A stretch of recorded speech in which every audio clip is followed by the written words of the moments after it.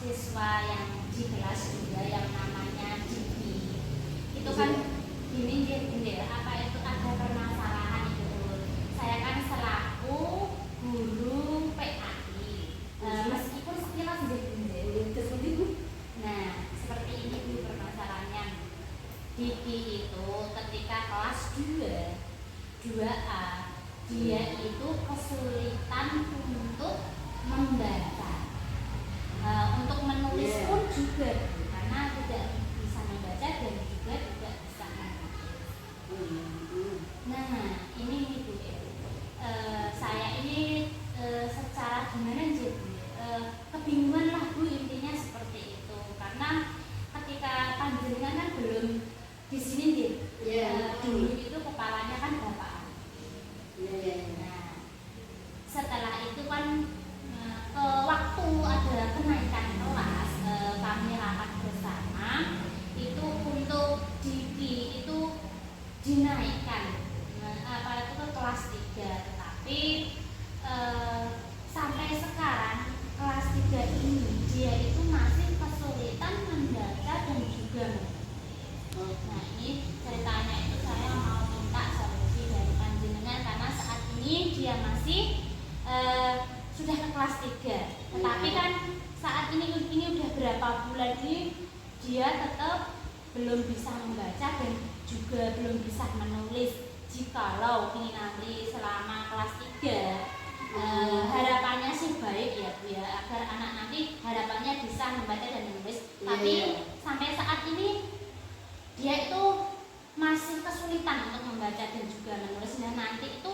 solusinya bagaimana sih Bu nanti ketika kenaikan kelas itu, apakah Diki itu harus dinaikkan kelas, apakah tetap tinggal kelas seperti itu? Mas saya masih kebingungan Bu, mohon solusinya. Itu hanya membaca dan menulis ya. Untuk misalkan untuk mata pelajaran yang lain, oh seperti ini Bu, ini agama hafalannya Bu. Ya. Kemudian juga bagus ketika Hmm. mencongak seperti itu dia Bagus. bisa ya. Terus kemudian Hitung-hitungan. hitung-hitungan juga pinter, bocahnya itu pinter. Mulai dari ratusan kayak gitu, penjumlahan pembagian itu dia sudah mantap. Oh. Tetapi untuk nilai lainnya itu rendah di bawah KKM. Yang lain udah jual KKM. Iya, karena dia itu belum bisa membaca dan juga belum bisa menulis. Seperti itu. Ini biayanya. Sekarang kan kita masih dalam tahap semester 1. Memang anak tersebut memiliki kekurangan, yaitu kurang mampu membaca dan menulis yang dari kelas 2, dan untuk tahun kemarin itu dinaikkan ke kelas 3. Akhirnya di kelas 3 guru mengalami kendala. Nah, untuk kedepannya yang diharapkan Bu Yayi kan untuk kedepannya itu masalahnya kan naik dan tidak toh. Kalau dari saya ini banyak pertimbangan gitu. Anak yang bernama Diki itu dia sudah mampu, misalnya kalau hafalan agama dia pintar, mampu, hitung-hitungan dia mampu. Nah, dari saya itu dengan banyak pertimbangan itu kami harapkan anak tersebut naik. Kenapa naik? Anak yang tidak naik itu memiliki beban moral. Secara psikologis anak tersebut akan minder dengan teman-temannya. Yang pertama.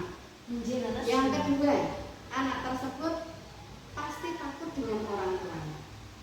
Takut orang tuanya. Bahkan orang tua pun memiliki beban moral dengan orang tua anak. Maksudnya orang tua dari teman-teman anak tersebut. Rasanya malu, Iya malu. Terus dia kalau anak yang bernama Diki itu memiliki sejarah atau latar belakang psikologis yang kuat. Kalau dia memiliki psikologis yang rentan, itu nanti ketika tidak dinaikkan, anak tersebut bukannya semakin lebih baik, tapi kemungkinan akan semakin lebih down dengan adanya beban moral yang dia miliki. Enggak, oleh karena itu dengan kondisi yang ada catatannya, anak tersebut tetap naik, tapi dengan catatan ketika anak tersebut nanti sudah naik ke kelas 4, pada saat penerimaan rapat itu penjenengan selaku gurunya atau wali kelasnya pada saat memberikan rapat kepada orang tua si penjelasan apa kekurangan dari Diki, dan nanti setelah ini tetap kita naikkan dengan catatan setelah Diki di kelas 4, 1, orang tua harus ikut memberikan perhatian, menemani ketika belajar, melatih membaca dan menulis di rumah.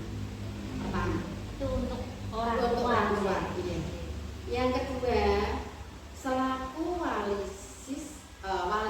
murid atau wali kelas, selaku wali kelas, nanti pesan kepada guru yang di kelas 4 bahwa tolong anak ini diperhatikan dalam membaca dan menulisnya, kasih bimbingan khusus atau bimbingan ekstra itu, sehingga anak tersebut tuh nantinya merasa diperhatikan.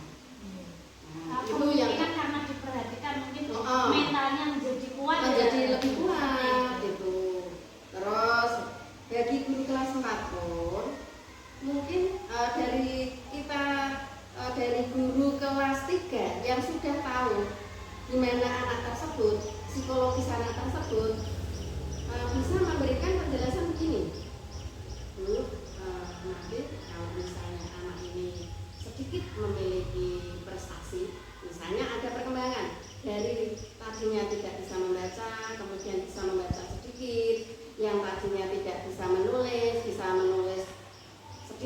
ada perkembangan itu dikasih reward atau hadiah walaupun itu hanya 1 permen atau duit uang 1.000. Gitu. Otomatis kan anak akan memilih wah Udah semangat berat anak nih. aku bisa membaca, kalau aku bisa menulis kok saya mendapatkan hadiah. Nah itu untuk menggugah semangat. Insya Allah anak ini nanti ada perkembangan ketika di kelas itu Bu. Jadi untuk secara aturan itu kalau di kelas 4 itu kan harus bisa membaca. Iya betul, harus bisa membaca.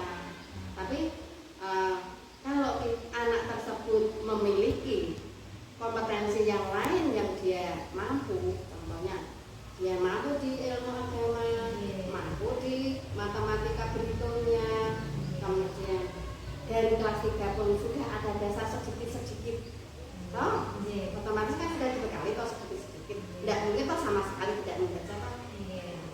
Itu kita didik di kelas. Berarti ini solusinya ini tetap dinaikkan ke kelas 4 tetapi dengan syarat Iya, dengan syarat 1 tetap ada bimbingan khusus dari guru kelas. Yang kedua perhatian orang tua di rumah khususnya dalam membaca dan menulis itu. Yang ketiga ketika anak ini nanti ada perkembangan di kelas itu perlu ada reward atau hadiah, itu bagian dari perhatian guru kelas. Mantan Bu ya. Saya itu kebingungan Bu. Kalau gini ya Bu ya. Sementara dari segi aturan kelas 4 sudah bisa membaca, tetapi anak kok belum bisa membaca dan menulis. Nah dari situ saya tuh dilema Bu, kebingungan mau dinaikkan apa enggak. Kalau dinaikkan belum bisa membaca, kalau nggak dinaikkan Tapi ke mata kasihan